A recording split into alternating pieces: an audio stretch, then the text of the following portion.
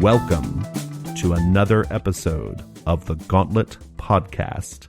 My name is Jason. My name is David. My name is Dan. Awesome. Well, why don't we go ahead and move into our first segment, which is what have we been playing recently? David, you're joining us on the podcast for the first time, so why don't you start?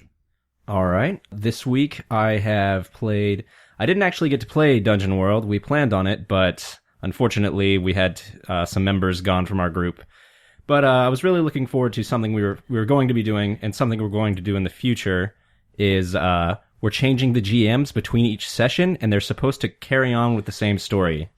Okay, so this is very interesting to me. This is one of those rare instances in which people game in the Gauntlet outside of my purview. So I'm very intrigued by this. So did you guys play it all like the week before, or? Yes, we played the first session. Oh, okay. Daniel Fowler was the GM of that one, and it went very well. Okay, cool. So the plan is to just rotate the GMs just like every week, or? Yes, every week. And just a happenstance, we had a PC death, and that player will then be the next GM. We're not sure if we'll be able to continue that pattern, but we're going to try and make that the goal. Yeah. So just murder one person every Right, session. Yeah. If the opportunity arises. I remember, this was being explained to me by another one of the little mice who were playing while the cat's away. And as it was explained to me, whenever a character dies, that's when you'll rotate the GM. Yes, we haven't really hammered out or ironed out the details. The details aren't hammered out yet. Because it did seem like you could end up in a situation where you just We have got a lot. 4 GMs this week. Right? Yeah. Or I really liked that character for the level I had him, and now he's dead. But I get to be the GM now, so I don't know. That's I'm very curious to see how that's going to work out. No, it sounds great. That's awesome. But then you could get like vengeance on whoever fucked up and got you killed the next that's week. true. So. Yeah, that'd be cool. I'm kind of jealous actually because I love Dungeon World and I don't have any outlets for playing it right now. I may have to airdrop myself in to one of your future sessions. Please feel free and monitor it and also play. Okay, cool. What else have you been playing? I played Shadowhunters at the Mandatory Fun Club. Oh, Mandatory Fun Club. Yeah, we had our first edition of Mandatory Fun Club. Let's talk about Shadowhunters. So Shadowhunters was a different kind of board game where there were hidden roles, and you were trying to kill your enemies and achieve your success goals, whatever those may be. There were 2 factions and then a neutral faction, and the 2 factions were basically trying to kill each other, and the neutral faction had completely random goals. So you didn't know who the other characters were until they revealed themselves or until they were already dead. So you had to be very careful about who you attacked. Okay, that's interesting. It looked really cool. I didn't get a chance to play it. And just so listeners have some context, this first edition of Mandatory Fun Club, which is our new Friday thing, was called Discern Realities, kind of a little play on the Dungeon World move, Discern Realities. And it was all about secret role games. So it looked really cool. Like, it was very colorful and the components looked really nice. Is there like you know what I like in board games? I like comparisons. Like, what does it compare to? I made a comparison between it and Dungeon Twister, but the more I think about it, the more that's not a very great comparison. Because Dungeon Twister is really more a game of moving your characters in a combative fashion across a board that somehow actually looks like a real dungeon. Whereas this is much more abstract. Oh, it's an abstracted board. Yes. Yeah. Cool. Well, what about the secret role component? Like, was that a very salient part of the game? Like the fact that everyone had a secret. Was the secret faction, or what was the secret? The secret was your entire character, and that included what faction they were playing for. Yeah. Or whether they were playing for a faction at all. And also their goals and what their special abilities were. Okay, so there's like different layers of secrecy then. No, that's interesting. Well, it's all on one turn. So, as soon as that is revealed, their card turns over, and all of that information is revealed. Oh, so you don't have to go through like several steps of like figuring out what is their goal, what is their faction, and all that, right? No. Okay. So do you choose which role you're playing, or no? They were random? randomly assigned. Okay. You draw them from a deck, and not all the characters are used. So Gotcha.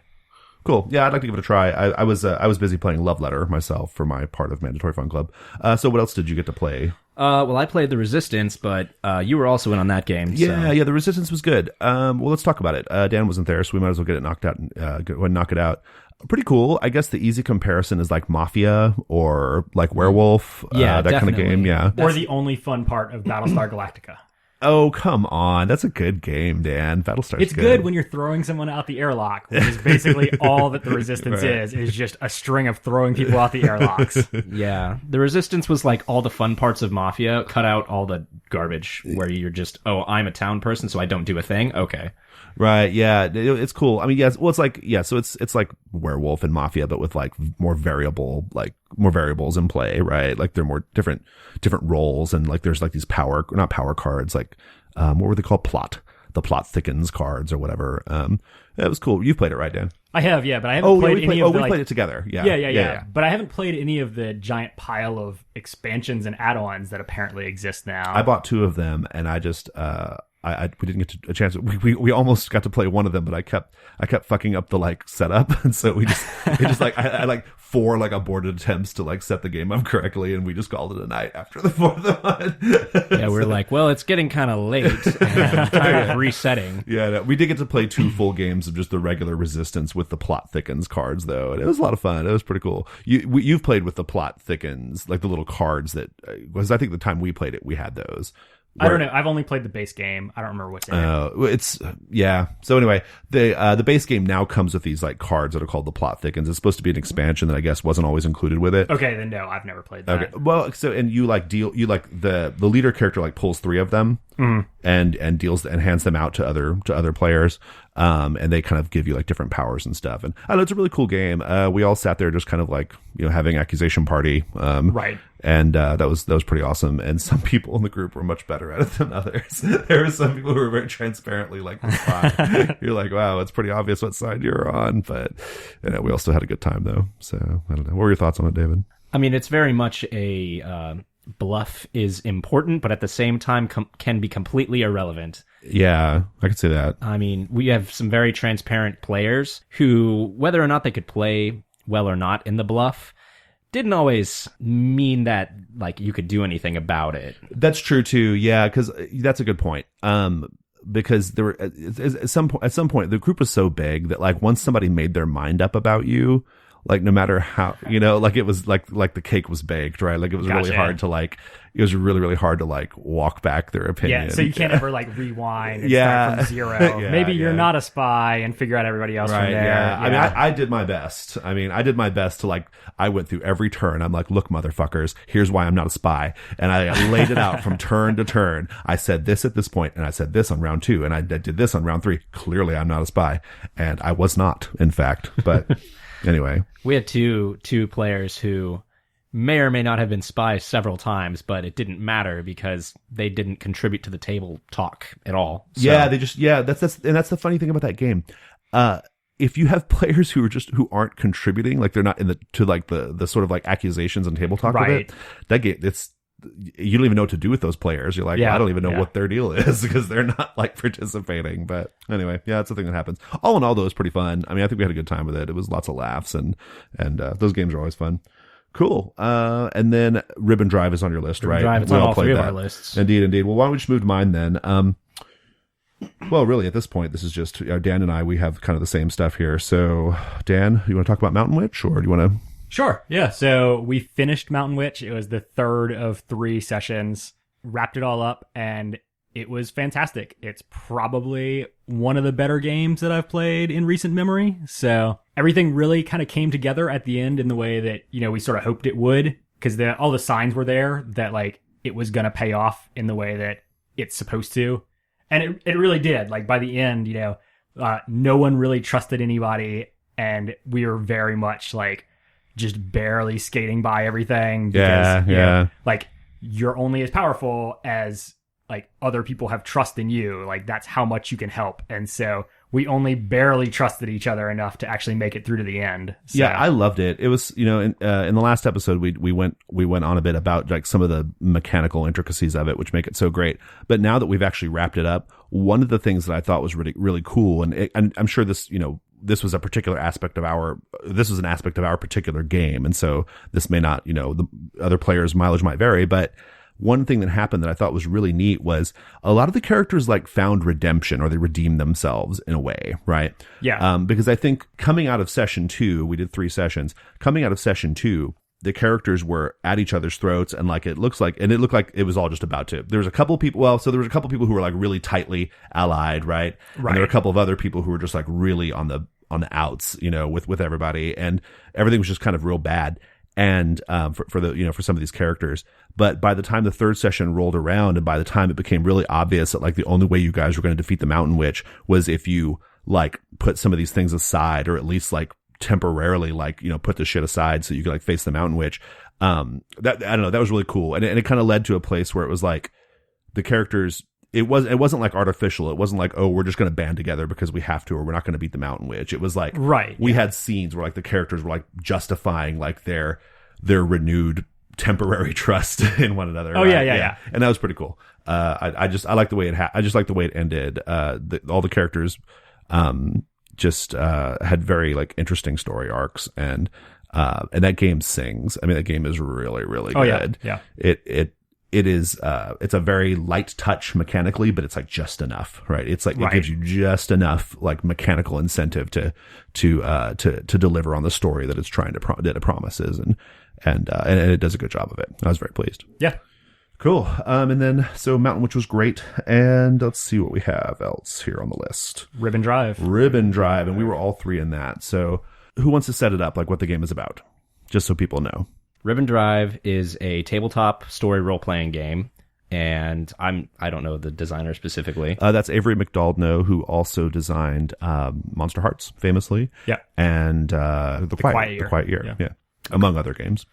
And also a game called A Place to Fuck Each Other, which has the best title of any games. So that's a real game. It's a game called A Place to Fuck Each Other, and I just think right next to Witness the Murder of Your Father and Be Ashamed, Young Prince, that's probably the best title of a role playing game. It's pretty good. It's way to go. Solid. Avery McDaldno is a solid title.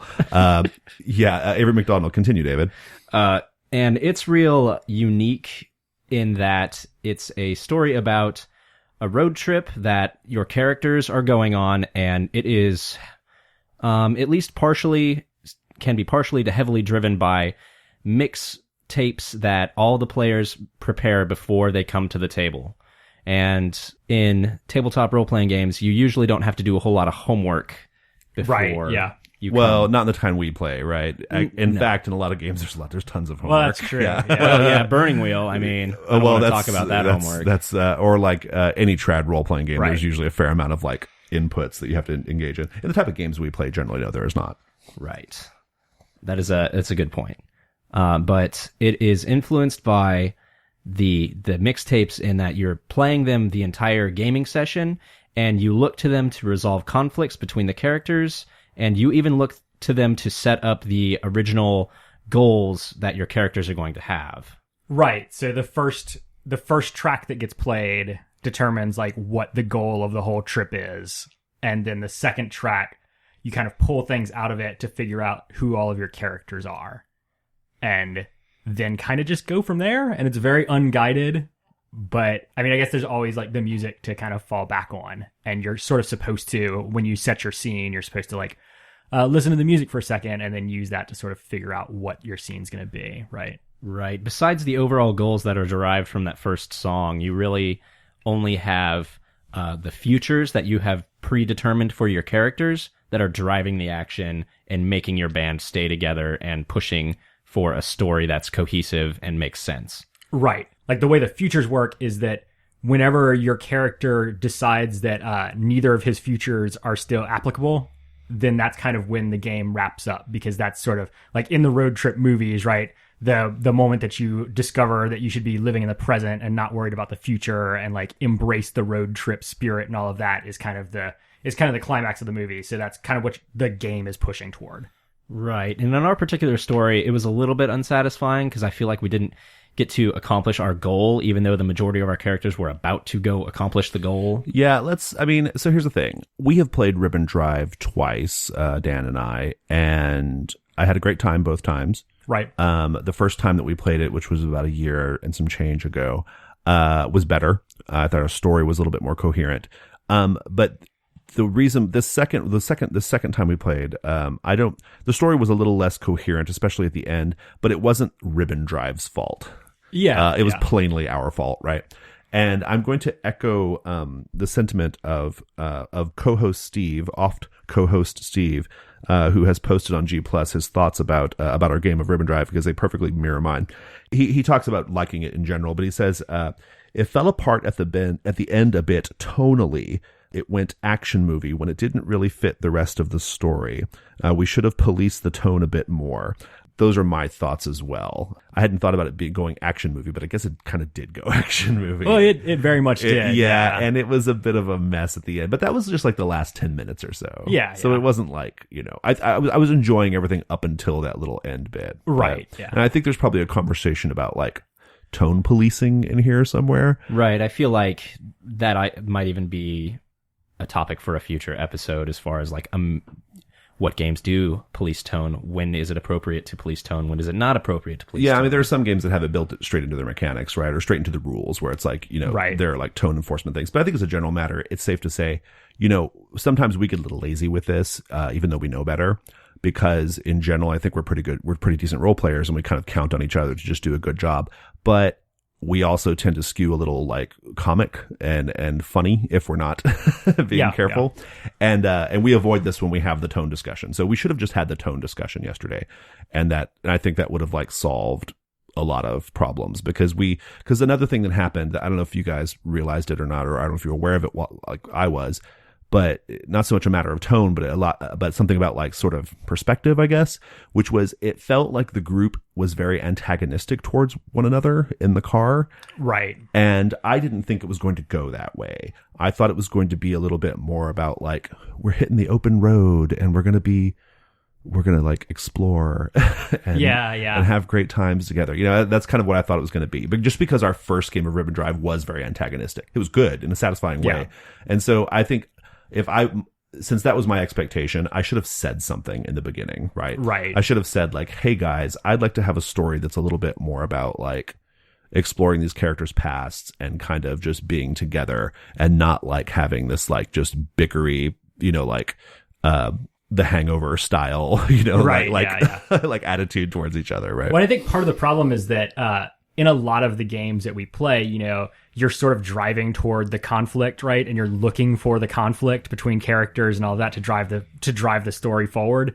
And I don't think Ribbon Drive's going for that sort of tone, right? Right. Yeah. Well, but the thing is, though, we did have a lot of conflict in the car in our first game of Ribbon Drive. Why did it work there? Well, I don't think we were nearly at each other's throats to the same extent, and we didn't have nearly as like conflicting goals. Oh, that's a good point. Yeah. Yeah, the stakes were very, very high in this game of Ribbon Drive, where, I mean, it was matters of life and death and prison or not going to prison. Whereas your first game, if I'm not mistaken, was about a family.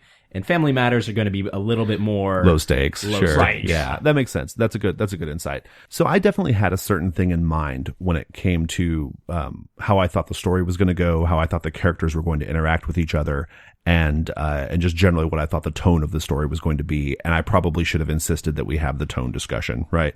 That I think listeners, particularly in a game like this, that is kind of just like aimless in terms of like its goals or whatever, like, right? Yeah. Then there's not a lot of like prepackaged conflict. Like I think it's really like it's just a game about quiet like interactions between people, or just people like out on the just with no particular goals in mind, just kind of moving forward, right? And where the game depends heavily on their interpersonal interactions. I think it's very important to have that discussion beforehand. Thoughts? So more than just setting the tone, it sounds like you wanted to kind of make a decision as a group. This is the kind of story we want to tell in this session. I think so. Yeah. I don't know how you guys feel about that. I mean, I think like the sort of idea is that you just let it sort of organically develop, but that can be a bit problematic, right? Like you can end up with a situation where, where I don't know, where no one's really hitting like the themes that they want to hit with their character because no one else is picking up on what you were trying to do with it, right? And by the time you figure it out, it's almost over, I don't know. So I think maybe not even just, you're right, not even just a tone discussion, but also a discussion about just basic, like the basic thrust of the story would have been helpful. Right. I think that's something you can do, and you can agree to do it, and that will just make your game different. I mean, as opposed to one that just evolves organically out of yeah, whatever the characters are. Yeah. Well, so mechanically, what'd you guys think? I mean, this is the second time we've experienced it, Dan. I have to say, I'm very, very impressed with how well the game. So there's this thing where wherever you're having, if you have a conflict between the PCs, you're supposed to just to resolve it, you're supposed to just get quiet for a minute and listen to the song that's playing and let the song, you kind of interpret what the song is doing to kind of in order to resolve the conflict. That works really well. That works shockingly, surprisingly well. It has no business to work as well as it does. Honestly, it really doesn't. But it does. So good job, Avery McDowell. That was a brilliant little flash of insight. It's because it happened several times in our game, and each time it was oh, bingo, that's it. That's how we resolve. It was 10 seconds. Yeah, it's song. Got it. Okay, clearly this is what happens. This is their it works really, really well. Very cool thing. Is there anything else we want to say about Ribbon Drive? I'm good. I'm satisfied. And that's it's our lists, right? Yep. Cool. All right. Well, let's go to Giving Me Life. So our next segment, as always, is Giving Me Life. David, what's giving you life this week? Well, this week, 75% off hot dogs at Kroger was giving me life. Okay. All right. Okay, I'm going to repeat that back so that listeners can assure themselves they heard you correctly. 75% off hot dogs at Kroger is giving you life this week. Wait, it was Randall's, but yes. Oh, okay. Well, clearly makes it clearly, right? Kroger's a shithole, so yeah. Put Kroger on blast. Okay, so why is this giving you life, David? All right, so I was wandering through the Randall's that's right around the corner from my apartment, and I saw like you do. As one is wont to do when they're hungry and not sure what to make.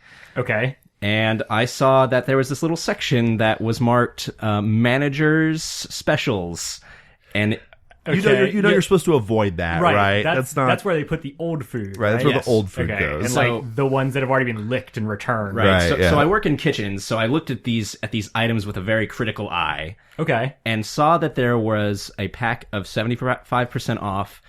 A pack of 20 hot dogs that were Oscar Mayer, expiring at the end of February.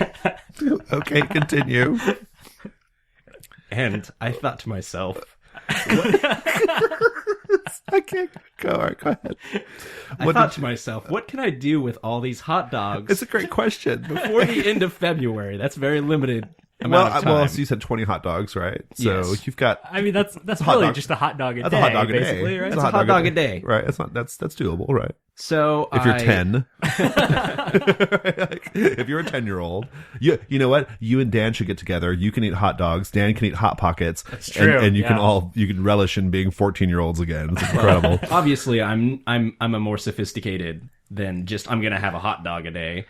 So I challenged some of my cook friends, some of my sous chef friends, some of my chef friends, and I said, listen, I'm throwing down this gauntlet. I just bought all these hot dogs. It's like the Iron Chef. Right, yeah. Whoever comes up with the best idea, and I will make any idea that you submit to me, and I will eat it. So wow. I so far have made a sliced grilled cheese sandwich with sliced hot dog on it. That seems a little pedestrian. If I'm being honest. Yeah, that was the first one. That's yeah. We did a weenie con huevos, which was pretty fantastic. Wow. And then we've had a fried ramen with hot dog marinated overnight in teriyaki sauce. Oh. The name of this dish was the Poor Man's Paradise. Oh boy! Wow. Tonight, after this podcast, I will be preparing a banh mi hot dog. Okay, very good. And then later this week, I'm making a meatloaf out of this hot dog. I'm not sure how that's going to work out, but you know, I have to say, I have known you for a while, and I am enjoying discovering this aspect of your personality. I was really. What do you think, Dan? This is pretty amazing. It's amazing. I feel that we should open it up to the listeners, and if you have hot dog recipes, send them to gauntletpodcast@gmail.com or join us before the end of February. I think if one of the listeners submits a hot dog idea, will you make it? I will make it if it's reasonable and sounds delicious. Oh, it has to sound delicious as well. Well, I have to eat these things. Oh, you so okay. I'm not All gonna, right. make a crap dog. I don't know what Well, that is. right. Oh, yeah. Use your imagination. Well, that's very interesting. Okay, cool. That's giving me life. I love it. That's I knew what you were going to say beforehand, and I didn't know where this was going. Like last night, my boyfriend and I, we were furiously Googling the phrase 75% off hot dogs, because I thought it was like one of these new like Adult Swim things, you know, like, you know, We should make a show called yeah, 75% off. like it was some crazy Adult Swim late night creepy thing or whatever, but no luck. And I was like, I think he's going to talk about hot dogs. I was like, yeah, I think he's going to talk about hot dogs. Cool. Dan, what's giving you life this week? Wow. So That's hard to follow, by the way. It really is, yeah.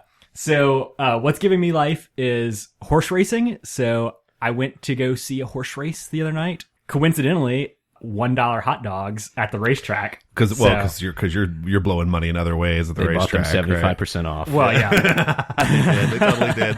They were at Randall's earlier in the day. Right. So I don't know if this is a thing that like everybody thought, but I always thought that racetracks were like seedy places for like negligent fathers to go after they got off work and like blow their kids' college money. Or it's like right? the last like small pleasure that like an old man has after his wife has died and he knows he's got terminal cancer. Okay, or that. Right. But and maybe it's just because I was in a smaller town growing up and we had like a much sketchier racetrack, but they make this weird attempt to make the racetrack like a family friendly place. And so they have like, they had like piglets racing after every race. And, yeah, it's just super weird because it's just nothing but drunk people, because it was also $1 beer night. So it was just drunk people and children everywhere. Like, why aren't we spending more time at the racetrack? Yeah, why aren't we there right now? We should be at the racetrack. Jeez. So here's the thing that, like, I've been getting more and more into horse racing because I go a couple times a year, like every time the season's in town. The idea behind horse racing, I don't know how much y'all know about it, but like the reason that you can't just bring like California Chrome after he wins the Kentucky Derby, you can't just bring him here and race him against all the shit horses here and just win all the purses, is because they have claiming races where before the race, anyone can say like, it'll be like a $5,000 claiming race or something. And that means that before the race, anyone can say, hey, I've got $5,000. I'm going to buy that horse. And so all the horses are like up for grabs. Oh, okay. Before the race starts. Oh. And these are Bush League $5,000 horses. Well, I think last night there were some $7,500 ones and some $10,000 ones. Nice. But, and I don't know like if that's a good price for a horse or not, but every time I go, I'm always kind of a little bit tempted. Like, I could buy a horse. To buy a horse? I could. Like, this is a thing I could do. I could just like buy a horse. It could be like the end of the night. It could be like me and my wife with a horse in the parking lot trying to figure out like how to get it into a Corolla. That's a racehorse too. That's not just any old horse. I know. Yeah. You could get a utility horse for much less. Oh, well, I don't know these things. Like, this is the only time I've ever seen like a horse available for purchase. So every time I go, I'm always like, you know, I could totally buy a horse right now. I could buy a horse. I could just get real deep into the horse racing scene, but I've resisted so far. Yeah. So like last night I won $6 and didn't buy a horse. So it was a good time. You're up $6. Yeah, it's pretty If you good. ever win enough to buy the horse, you might just want to do it. Maybe, but I feel like there's probably hidden costs in horse ownership that I think I'm there not aware probably of. is. Yeah. There's a reason why generally only rich people have horses, right? Yeah. Especially racing horses. Yeah. Yeah, I mean, true cost of ownership of a horse is much different than true cost of ownership of anything else. That's true, but maybe like if you get the right horse, you could like flip him, like just win a big race right after you buy him, Mark him up and move him on. Exactly, Exactly. So. It's good. Cool. I love it. I do. You know, could we game at the racetrack? Is that a thing we could do? Do they have a place where we could like just go and like role play? I don't think that's something I would want to do. Well, like $1 beers, $1 hot dogs. That's a hell of a lot cheaper than buying you guys pizza every week. Jesus Christ. I guess that's true. Yeah. I don't know. Maybe we could just gamble, at some casinos while we role play. Free alcohol all around. That's true. That's a good point. Just yeah. like kick the dealer off a blackjack table and be like, we're gonna just post up right here. Keep the strawberry daiquiris coming. you move the dealer out. You set up your GM screen. That would be fantastic. That would be pretty awesome. Cool. Well, so the thing giving me life this week is pretty simple and quick. So do you guys remember when that song "Call Me Maybe" was a thing? Do you remember that? Unfortunately. Yeah, it was like it was ubiquitous, right? Well, at that time when that song was out, remember there were all of the like mashups and like parodies and stuff. Like there was all the "Call Me Maybe," "Call Me This, Call Me That," and that was just a thing. Well, so right now that Taylor Swift song "Shake It Off" is having that moment right now. So there are all of these like "Shake It Off" mashups on the internet, and they're all there are varying levels of quality, but two I'm gonna direct listeners to go watch because they're pretty amazing. They're giving me life. One is a mashup with this other viral video on YouTube called the 1988 Aerobics Championship, and so that sounds good already. Yeah, it's pretty good. So like there was this sort of virally video called the Crystal Light 1988 Aerobics Championships, and it's like this introductory sequence, this introduction sequence on this TV program, and all these aerobics people are like dancing, doing crazy like 80s aerobics dances, right? It's got Alan Thicke. It's kind of amazing. Oh, nice. Yeah. And so anyway, someone has taken "Shake It Off," this Taylor Swift song, and they have like edited the video to like perfectly match the music. Like it's eerie, like how perfectly it matches it, like just the beats and the little noises and bangs and like all the little stuff that's going on screen. Like this is an incredible work of art. Like it's like this person had to spend so much time like figuring this out, right? It's just amazing. It's so good. And it's way better than the original video, the actual like Taylor Swift video. Very, very fun. So just all you have to do to find it is on YouTube. You type in "Shake It Off Aerobics." That's it. Okay. "Shake It Off Aerobics," and it'll pop right up. Second thing, it's a mashup with another song, not just a video. 9 Inch Nails had a song a while back called "The Perfect Drug." Do you guys know that one? Yep. 1997, "The Perfect Drug." Someone figured out that like "The Perfect Drug" matches the music to "Shake It Off" really, really well. So, it's like this audio, like song mashup of, Taylor Swift's "Shake It Off" and 9 Inch Nails' "The Perfect Drug." And it's amazing. It's so incredible. You're just like dumbfounded by how perfect these two things that should not match at all, like perfectly synchronized. So that's it. So 9 Inch Nails is really good about that, huh? Because Head Like a Hole was the one that was good with "Call Me Maybe," right?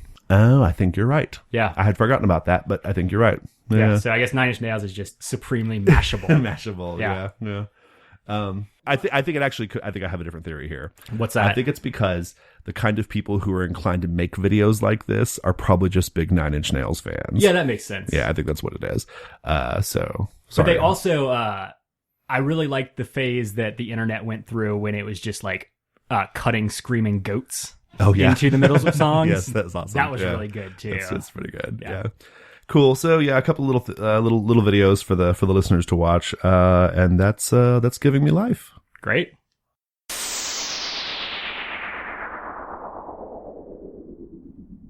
So for our topic this week, we wanted to discuss railroads and the idea of games being on rails, and whether that is always a bad thing or can it be a good thing. So I think if there is a truism in this hobby, if there is a strain of conventional thinking that we can that people would generally agree on, it's the idea that a GM who runs a game that's on rails or is railroaded that's bad, right? That's bad GMing and that's a bad game. Right.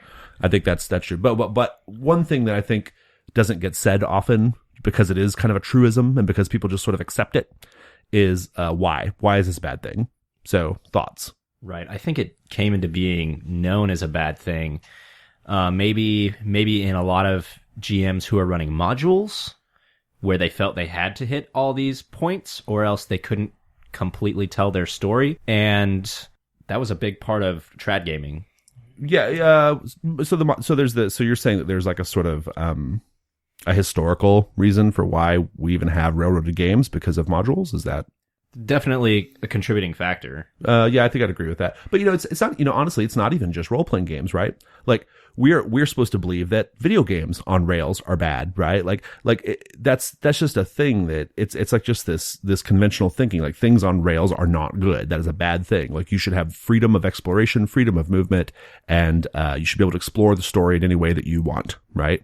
Well, I feel like maybe even in video games there's been some blowback recently on that, right? Because the whole open world phase of video games. I feel like there's not as many of those, and it's That's like, true. Yeah. They are kind of going for like more cinematic. Like, Oh, that's a good scripted point. Well, experiences, right? I'm playing Last of Us right now, right? And that game does it, apart from having an incredibly sexy lead character, Right. Which we have covered in That's what I exhaustive hear. detail. Can we just talk? Okay, so this guy Joel. I mean, my God. Yeah. Okay, so it's a post-apocalyptic thing. He's so dirty and grimy and like disgusting. His beard is still amazing somehow. I just want to like give him a bath. Like I want to say, it's all right, Joel. Don't worry about the clickers. Don't worry about these. Don't worry about these fungus zombies. Like we're safe now. I'm going to give you a bath with erotic subtext, and it's going to be amazing. So sorry. So I'm playing The Last of Us right now, and that game does this thing that is really, really good, which is you're basically on rails. Like there's You're absolutely on rails. You're walking down. You might as well be walking down hallways that turn left and right, and to get to the door at the end, because that's basically what you're doing in that game, sort of geographically or spatially, right? But it doesn't seem like it, right? Like it feels big, it feels open world, it feels very like lush and varied, but you're kind of just walking down corridors at the end of the day, you know. And I think the Uncharted games do the same thing, right? Yes. Same developer, right? And even like the Telltale adventure games do that too, like the Right. Walking Dead or The Wolf Among Us, right? Like you're making all these choices, but in the end, the story always goes to the same place. Like details change, but the story goes to the same place. So I feel like we're foreshadowing the crux of our conversation here. Why don't we go back to role-playing games for a second, and let's discuss why ostensibly, or even, you know, in fact, a game on rails is bad. Dan? Well, so I think that it's sort of viewed as a crutch for a GM, right? So if a GM, like, the general idea of like why you would run something on Rails is like David mentioned, like you're running a module or something because it's a crutch, like it's there for you to like refer to. So when everybody looks at you expectantly, you know exactly what's going to come up next. Right. And so there's that, or like the worst case of the GM wants to tell his story. Oh, that's the worst. Right. Ooh. Yeah. And doesn't want any meddling from the players. I definitely want to jump in there. I played with a GM once who very clearly had a story he wanted to tell.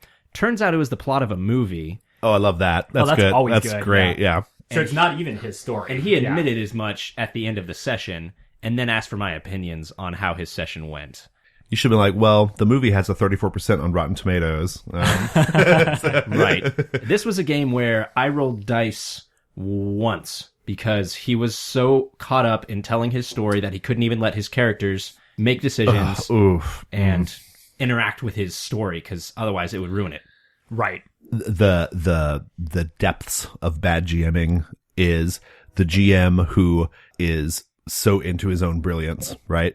Those are the worst GMs. Like, oh, yeah. I am a brilliant storyteller. I am a writer. I have got this idea. It's amazing. The George R.R. Martin of role playing. Dungeons and Dragons. Exactly. Yeah. Oh boy, those are always the worst GMs. A note to GMs: unless you are R.A. Salvatore, all right, like I promise you, your story is not that good. It's not that good, and I don't even read books. But it's not that good. Okay, so that's just sorry. Anyway. That's my rant. Right. Well, so I think that covers why railroads are bad. So right? it's a crutch. Like okay. Well, can we go back for a second to this idea of the crutch idea, where GMs they don't trust themselves to go off script, right? Sure. Yeah. Why do you think people have that? Like, how do you get into this hobby and have that like hang up? So what's that all about? I mean, it's a very maybe it's a geek fallacy or something to say that most geeks are not good at on the spot human interaction. So why would they think that they would be any good at on the spot human interaction in a made up world? Yeah. Well, I mean, I think that also maybe there's just a sense that like you're nervous because you're going to have everyone like waiting for you for the story, right? And I think there's a natural tendency to want to prepare. And so in preparing, you lay down the tracks of the railroad, right? I think that's a good answer, right? I mean, well, I actually do. I think you're right too, David. Like this idea of, it could just be a thing where like, you know, yeah, like I'm sure there's a social awkwardness factor there for some people, but I'm sure that those two things work in concert. They work with in each concert other. with each other, right? Yeah, I think you nailed it, Dan. This idea that you're so determined to be amazing and entertaining and tell an amazing story causes you to do a level of prep that is insano, right? Insano in the braino. You're doing like you're preparing like you're about to teach a fucking college course, right? Right. Yeah. And just so the players can try to f it up, right? I mean, like, you know, they're gonna do their best to screw it up, right? Unless you keep them on that track. So yeah, I think that's what it is, and I think that leads to a style of game and which feels incredibly scripted and incredibly like David. I think that your anecdote, David, is probably is it an extreme case? Is that an extreme case? Dan, have you ever played in a game where like you got to roll the dice once because the GM was so determined to tell a story?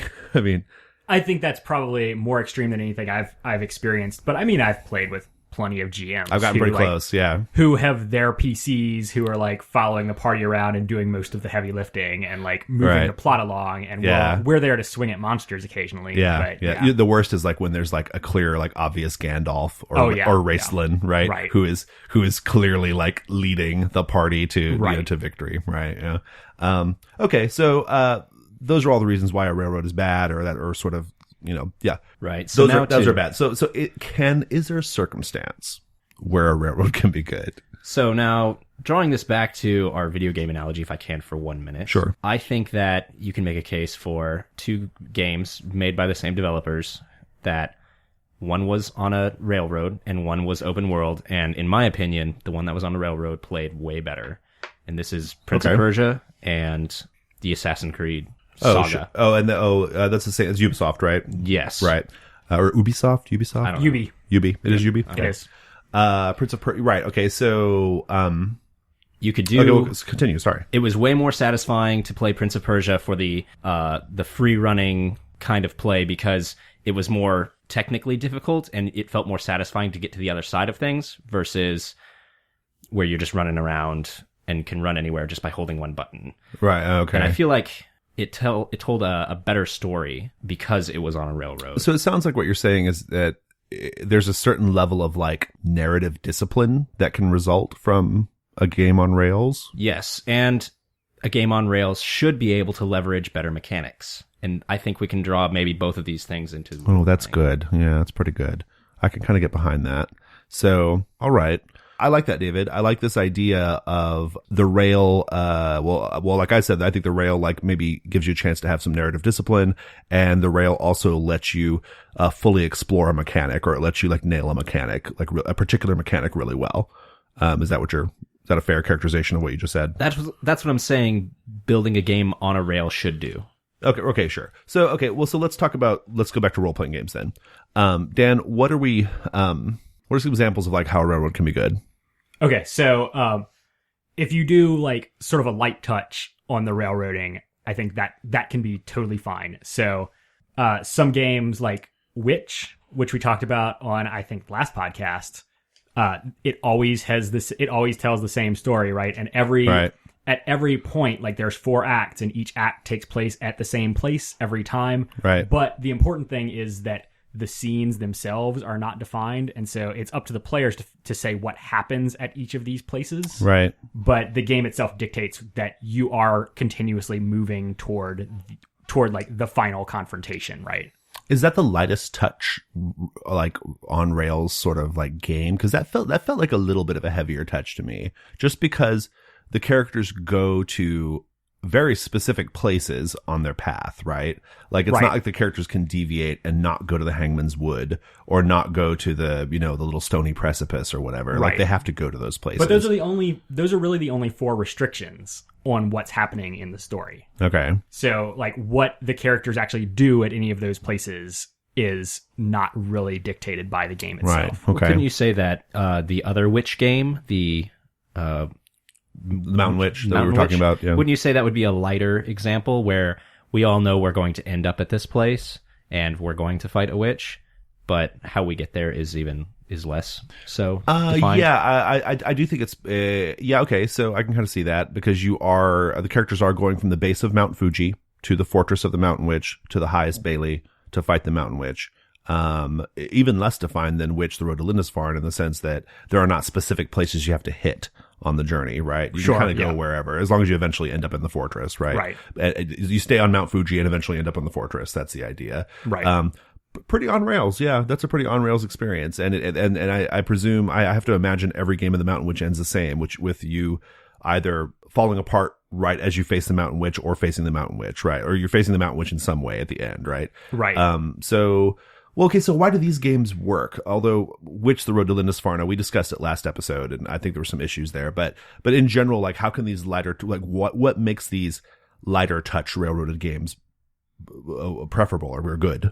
Well, I think that you can even see this sort of in traditional games, right? So if you show up to play a trad game with somebody and like you're sitting and you start off in front of a dungeon and the party's like, hey, let's go somewhere else. Like, your party's a bunch of dicks. Because clearly like the adventure's inside the dungeon. In the dungeon, and I think it's fine for the GM to be like, hey guys, all the content's in the dungeon. Why don't you go there? Right. Right. Yeah. So, I mean, I think just kind of restricting the scope of the story is fine.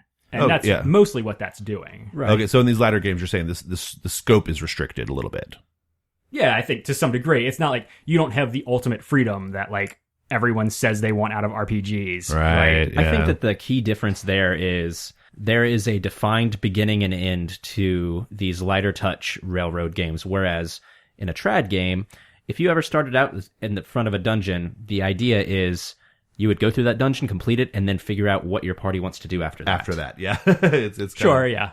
Yeah, well, so that's the thing, is that dungeon does exist in a sort of open world context, because, I mean, you could go to the dungeon for a little bit until you like need to like resupply and then come back. Sure. And go to the village, right? Like it's, but I take your point generally that like, like you can gently like guiding the players towards a certain thing is not necessarily a bad thing. It's an illusion to think that any role-playing game isn't on some level railroaded. On rails, yeah. I don't think there are any truly sandbox games in the world. I mean, maybe there are. I'm sure there are some. I'm sure there's people playing them. That's got to be hard to run, though, right? Oh, I'm sure. Yeah. Oh my god, like that's got to be so difficult. Improvisational. Yeah. Keeping a salient story has got to be. Or you have 5,000 pages of notes. Or you have the Dogs in the Vineyard prep, right? The Dogs in the Vineyard prep allows you to run sort of like a spontaneous sandbox with pretty minimal prep, right? But essentially the idea is you prepare 7 things, right? You've got 7 NPCs, 7 encounters, 7 things. You give everything like sort of a motivation or a justification or why it's an obstacle or what it wants. And then you can like airdrop it in like wherever into your session, right? So I think you can that's still the same thing. You're still saying the story's in this town. If they were just like, well, fuck this town and left. I'm just saying like using that session prep style in all of your games like can lead to a sort of like faux sandbox, right? Right. If you set that up in a dungeon world type atmosphere, you'd have lots of possibilities for where the characters are going to go. But the reality is no one wants to get to a table and then have the GM say, what do you want to do? Oh, well, there's I think there's some tables that go like that, but maybe, I don't know. I don't know. I'm not sure what players want. I think there's some gamers who probably want that, right? Probably so, yeah. Cause we're supposed to like, we're supposed to all want this experience where we can go wherever we want to go. We can do whatever we want to do. We can be whoever we want to be. And we can play this character forever, right? We can play this character until like forever and see them throughout their whole lives and have endless adventures. That's the idea, right? I'm pretty sure in the first page of Pathfinder, that's like, this is the dream. What you just said. Yeah, it's the dream, right? That's the dream that like we were all told like role playing games was going to do for us, right? Like that's what role playing games are supposed to do for us. And if it's not clear from my tone, I think the dream is bullshit. But like, anyway. Well, let's get back to railroads. Sorry, that was a nice conversation. I feel like we're diverging a little bit here. Okay, so I guess what I'm trying to get at is what is the advantage that the railroad brings? Like, can we just put a fine point on that? Like what this light touch, like what does the railroading give us in the narrative? So narratively in Witch, we had very clearly defined goals. We are going to take this witch from this town. We're going to travel through these areas. And at the end of it, we're either going to burn or not burn a witch. So the rest of it was supposed to be letting us leverage on the mechanics and tell good, interesting story along this path. Right. Without us having to figure out where do we go from here. Right. Yeah. So in the notes here, Dan, you have the main arc of the story is defined, but not at the scene level. Right. Yeah. Which is what we've been saying. Right? Okay. All right. You have another note here, a different type of light railroading. The narrative objective of each scene is defined. Right. But not necessarily like the locations. Or anything about it.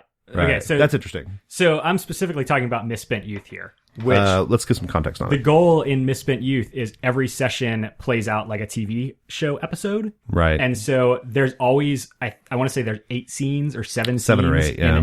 in every session. And so you sit down and the first scene is always like the trouble starts or something. And Right. that's where like the big bad of the session is introduced.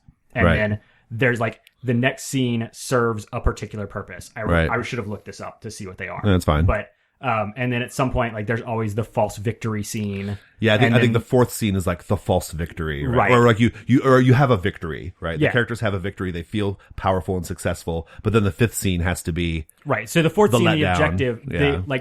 the title I think of the fourth scene is "We Win." right. Yeah, Because it's always like the halfway point where we think we just got everything we wanted, Right. and then the fifth scene is always "We're fucked," which is where you realize that oh no, actually like that wasn't the end, and Right, the bad's yeah. coming back stronger than ever, and all Right. of that. And then like the eighth and final scene or whatever determines kind of the tone of the whole episode, whether you win or lose. right. Yeah, And so you always tell like it establishes a really good like tried and true narrative arc for an Right, episode yeah. of like storytelling in general. right. So, Yeah, but pretty plainly railroaded, right? Like you must accomplish in the fourth scene. Your characters must win at something. Absolutely, yeah. Even Right, if they fail yeah. the role, even if they fail the roles or whatever, They like, must win Even if they at the fail end. the conflict, Yeah. they still actually think they win. Right, Like, yeah, and yeah. the GM has to set the condition, his winning condition, as something subtle, like Right, that'll give yeah. him an advantage in a later scene. So what is it about that game that makes it not feel artificial? I mean, Well- we've played this. I loved it, by the way. It was Oh, great. yeah, me It was too. Great. Yeah. And I think that what makes it not feel artificial is that you're given complete freedom in like what you're actually doing and all of Right. that. All it is enforcing good storytelling and it's Narrative enforcing, discipline. Exactly. Yeah. Yeah. It's enforcing like a climactic arc Mhm. that like fits into one session, like one chunk of story. Right. Always goes from like start to finish. Right, And yeah. always hits all of these story beats. Right. So those almost sound like when I was in 3rd and 4th grade being taught how to write stories. And my Right, teacher yeah. wrote on the board, you have to have your beginning, and then it's going to build up, and then you're going to have a climax, and then it's going to like wrap up. Act 1, Act 2, Right. Act 3, all And there's that, a reason yeah. that they Yeah, teach or the that 5-act because structure. I mean that's good storytelling. Right, yeah. Right. So is this doing anything different than that? Or is it just enforcing that? It's pretty much just enforcing It enforces it, Yeah. right? And I think that's so we've defined 2 different types of railroading, which we think can be good, right? One is whereby like it's a geographical or like characters like geographically moving through space, time and space to a certain endpoint in the narrative, right? Right. We're going from London to the Hangman's Woods to, so forth. Right. And then the other is where the sort of like physical locations or the path that the characters take is not so much not so important as the railroad is the narrative beats, the narrative structure, Right. of the scenes. Very, very interesting. That's cool. I like it. I mean, yeah, that's definitely, that's pretty cool. Okay. Well, so Dan, what do you think about, we've sort of like identified quote unquote light railroading. What about like, is there a circumstance where like a heavy duty railroad can be a good thing? Okay, so thinking about this beforehand, I thought of exactly one game where you Okay. are really on rails the whole time and Yeah. it actually works. And so that game is Becoming. Right. By Brian which- Engard. By Brian Engard. And the way that works is there's a set number of scenes and those scenes are all defined in the scenario you're playing. So like you can look at the scene list and know exactly what's going to happen in this game. Oh yeah. But the whole point of the game is that it's about how the protagonist changes Right. as he goes through this journey. Right. So the journey itself isn't necessarily important. It's just how it changes the protagonist. Right. And yeah. so you could play the same game, but depending on like what strengths and everything the protagonist had and like which ones have been turned into weaknesses, Right. he's going to approach each of these scenes completely differently. And that's what's important is it's like how the hero actually approaches each of these scenes that he finds himself Right, in and like yeah. how he deals with them. And the railroad there is the fact that each scene it's like down to like the smallest detail. It's pretty well defined, right? Like, Oh yeah, each there's scene like is talking points. Yeah, that, like it's incredibly defined. Throw yeah. these things in if Right, you can yeah. and all of that. And So- one leads to the other. Right. Yeah. And Interesting. there is like a little footnote or something in there that says like if these scenes don't make sense anymore, do something else. Oh, sure, yeah. I mean, for the most part, you're not going to do that. Like Yeah, you're going to go yeah. down the path because all the scenes are already laid out. Right. And it's like mechanically, like there's, math and stuff happening that depends on you doing all of these, like the right number of scenes. And everyone having the right number of scenes. Right. Yeah. Because the die economy works a certain way, right? Yeah, exactly. Yeah. So that, okay. So, and I think that actually kind of works out in a storytelling sense. That kind of works like the Telltale Adventure games do. I like how we're Right, bringing it back to video where- games each time. That's pretty good. But I mean, it's all it works. stories. It works. So, It's yeah. But like you're gonna go through these same scenes, but you could be a dick or you could be nice or whatever, Right, yeah. and like things will change, and like you'll factor that into the next scenes. Right, but yeah. at the end, like the stories go into the same place. So every time. Another game that is alleged to have this quality video game is Mass Effect. But I've heard that Mass Effect, it doesn't really matter what you choose. It always kind of ends up being the same at the end. I think that the illusion of like choice. isn't as Yeah. strong in Mass Effect, maybe. Yeah. But why do you suppose that is? Is it because it's a big open world game? I think you're right. Like it was 160 hours of gameplay or Right, something, yeah, which is yeah. a lot harder to do than to tell a tight story that's like 20 hours. That's or something. I think that's kind of what I was getting at. Kind of go back to our Ubisoft thing with Assassin's Creed and Prince of Persia. Like the rails gives you some like narrative discipline, right? Like it gives you a chance to discipline the narrative a little bit. So, interesting. Well, okay. Okay. So I guess the last thing that I want to talk about is, so I don't know if this is railroads or not. I'm not sure. I'm not sure if this is a railroad or what, but we've talked about in the past, just sort of casually, just us, about games that always tell the same story and the mechanics enforce the same story being told, except just the set dressing is different, right? Right. So I'm thinking of The Final Girl. I'm thinking of My Life with Master. My Life with Master is the classic example, right? Right. I'm thinking of, those are two ones that we've played that are Society of Dreamers. Society of Dreamers always tells the same story, right? You always have a confrontation with the Nemesites at the end, and you have I'm a kid and now I'm an adult and we do this and we do this. Yeah. So these are games where the mechanics require and enforce you telling the same story essentially every time you play it, but the fun of it is in the details, right? And in the set dressing. Right. Yeah. So is that Rails? Is that on Rails? Does that count? I don't know, because that's so light that maybe it's not, right? Like, Yeah. I think it's maybe more like a boat trip or something, A right? boat trip. Because you're leaving from your home port and you're going to your destination port, but nothing is really defined in between, right? You're just like floating the narrative currents. You're going where the narrative currents take you, but you're going to end up in your destination port at the end, right? That's pretty good, Dan. I like that. You start in your home port and you go where the narrative currents allow you to go. Exactly. But you always end up in your port of call. Exactly. That's pretty good. Boy, I wish we could come up with a brand new RPG term right now to say what this is. I don't know. we should work on, listeners. You should send us whatever let's use Dan's amazing metaphor here, to create a new lingo. I'm not going to do it right now. Not on Rails. Yeah. It's not Rails. It's something else. It's a boat. It's a a boat yeah. that a boat still ends up at point B, but just, Right. meanders its narrative way boat through. trip. Well, yeah. I love it when games do that. I Oh, love it. absolutely. Yeah. Those are my very favorite role-playing games. Society of Dreamers is amazing. My Life with Master is incredibly amazing. Probably one of my favorite RPG experiences ever was playing that. The Final Girl is my favorite role-playing game of all time. So, and they all have that quality, right? Where you tell the same freaking story every time. Awesome. Well, I'm not sure how we're supposed to wrap up this conversation. I don't even know if there is a wrap up. But I enjoyed it. I enjoyed talking about it. Do you guys have any more we thoughts? Have to learn anything every Yeah, episode. yeah, No, Yeah. so I think we proved our points that these games can help you explore more interesting mechanics, and they can also help you leverage better storytelling Indeed. Yeah. Indeed. by streamlining it. So Yeah. Cool. Awesome. Well, do you guys have anything else to add? Nope. Well, let's move on to email.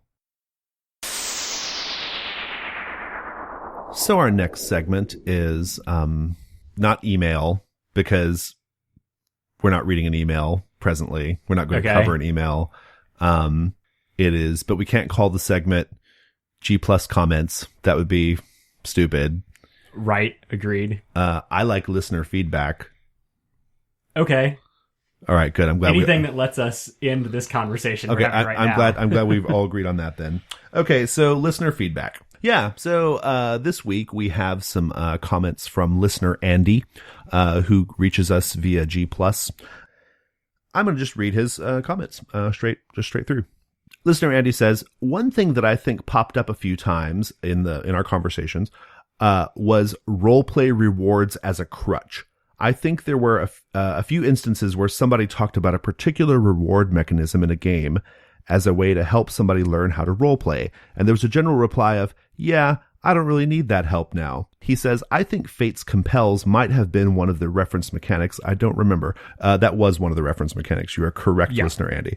He continues, I disagree with that view. In my opinion, reward mechanics can be viewed as bribes, but they don't have to be. They're also a way of tying a character's actions into the game mechanics. I think of them as a consequence of the character's actions. For example, in the Burning Wheel, characters who wrestle with their beliefs will accumulate fate and persona due to it, similar to how Dungeon World characters who consistently follow their alignment and take steps to engage with their bonds will find themselves marking off more XP at the end of the session. If I were to sum up, I would say that role-playing rewards, including properly done role-playing XP, don't have to be crutches for the inexperienced. They can also be levers for the game system, creating a sort of dramatic feedback loop. Plus, I figure that nobody is too good at role-playing that they don't need prods here or there. I'm too good at it. You're wrong, listener Andy. There's one person. It's me. No, I'm kidding. No. Truth be told, I actually agree with listener Andy. But do you guys have any thoughts before I dive into my thoughts? Well, I think that he's right in as long as the systems that are in place to do this aren't pulling you away from good storytelling. So yes, if they're sort of rewarding you for always doing this thing, then you're gonna tend to do it, right? Even in some cases, if that's not the most dramatically interesting thing to do. So I think that's the only thing that I would really disagree with is that, for the most part, they're probably good. But I do feel like some of these systems are there and they're giant flashing signs that say, like, play this way, right? And that sometimes, like, the designer doesn't know what's going to be the best for your story. And so even with the best of intentions, playing to the path that gives you XP might not be the most dramatically interesting thing. I agree, Dan, with what you're saying. I would add that, I basically agree with what listener Andy is saying. Sure, everyone responds well to a mechanical incentive to roleplay. I do. I like fan mail. I like what Golden Sky Stories does as an example of a recent game we've played. I really love the way the trust mechanic enforces a certain style of play in the Mountain Witch, for example, another example of a game we've played recently. I think the distinction I'm making, and I'm sure I didn't come off this way when he's, because I think I was the one who was like, I don't need that. I'll just play the right way all the time.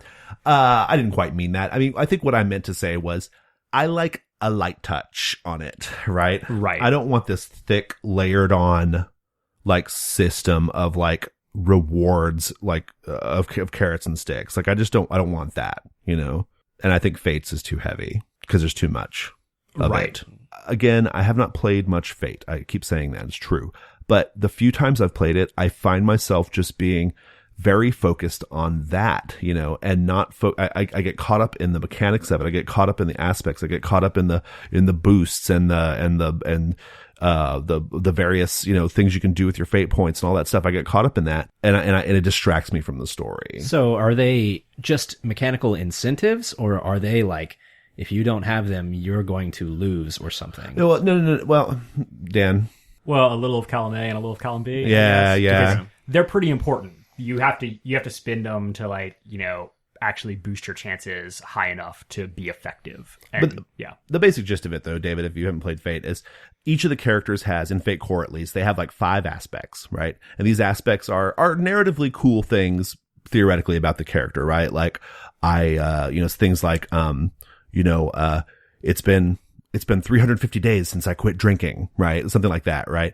Is that a good aspect? I don't know. I just made it up off the fly. I don't know. That could be a good one. Why don't you do something like first into action or something. Okay, right? sure, yeah. So there's a I was going for something kind of, I don't know, poetic and interesting, but for example purposes, Right. So you've got this aspect, right? And the idea is it's a thing that you can tap to get a bonus, right? If you play to it, or the GM can tap it into what's called a compel. But the way the GM taps it is, he taps it.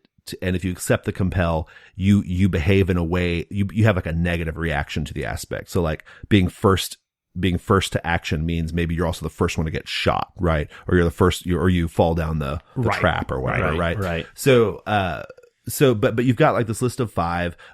You can use those aspects also to make even more narrative little things you can hit, like these little advantages that you can create in the game. And you end up having like all these different things, that you can like narratively work into the fiction in order to get fate points and bonuses, right? And it just ends up being a lot. Like it's a lot to manage. And that's, Okay. I think that's my basic problem with I it. think that sounds like the same problem that we have with some board games, just having too many fiddly bits.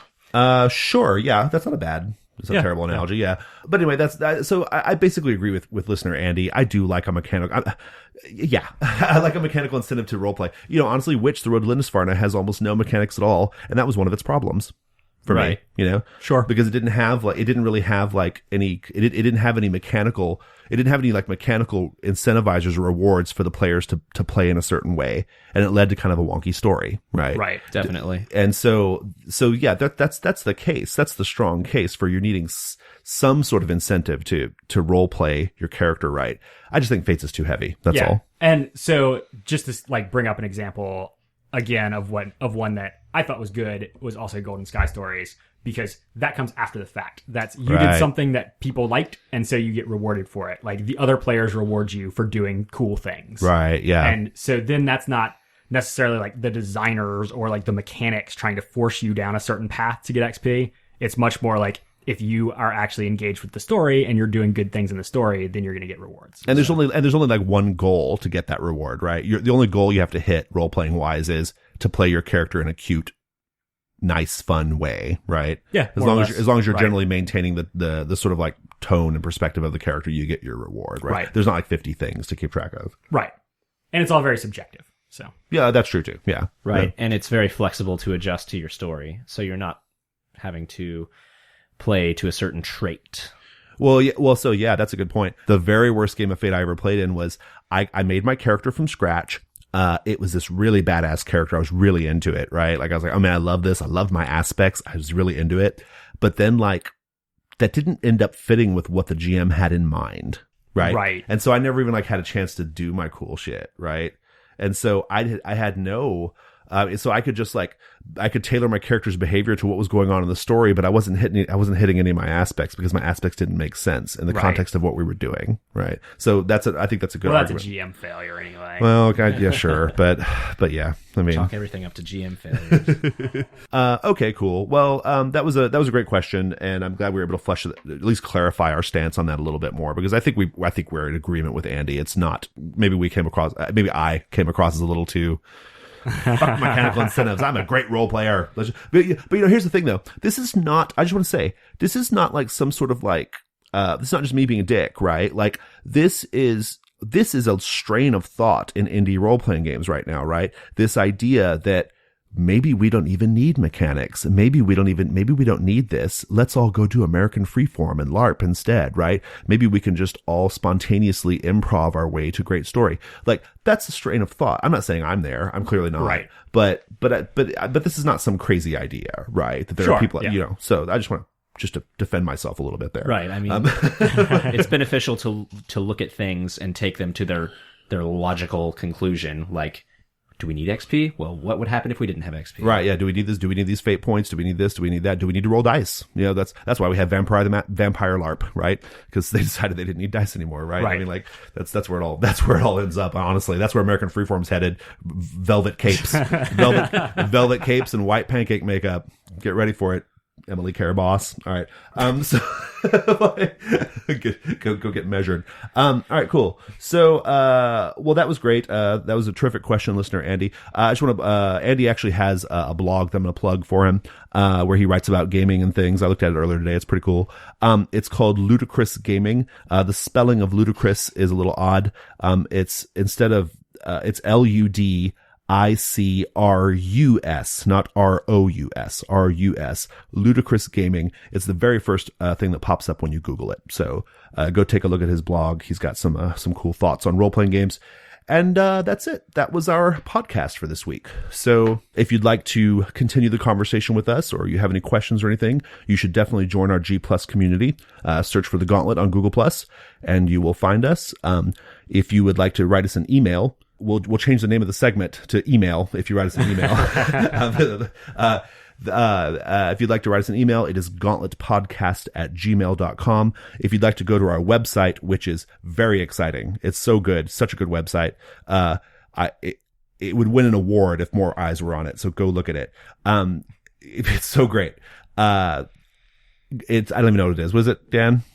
Don't go there. Just don't go to the website. Never go to the website. That's it. That's what there's nothing on the website. There's literally nothing on the website. Podcast@libsyn.com. I think that's right. That's what it is, but don't go go there. Yeah. Unless you want to, unless that's where you're playing the episode from. But it that doesn't make any has sense. Yeah. is it says the games that we talk about at the bottom. That's of them. true. It does That say was what we kind of talked nice. about. Yeah. But that's it true. says that in the description in iTunes and stuff, right? I don't know. It says it in Pocket Casts. In the Okay. description. Oh, it's, fair point. Yeah. Cool. It doesn't say it on the iPod. Oh boy, we've never had to edit the close The outro, the yeah. outro so much. My goodness.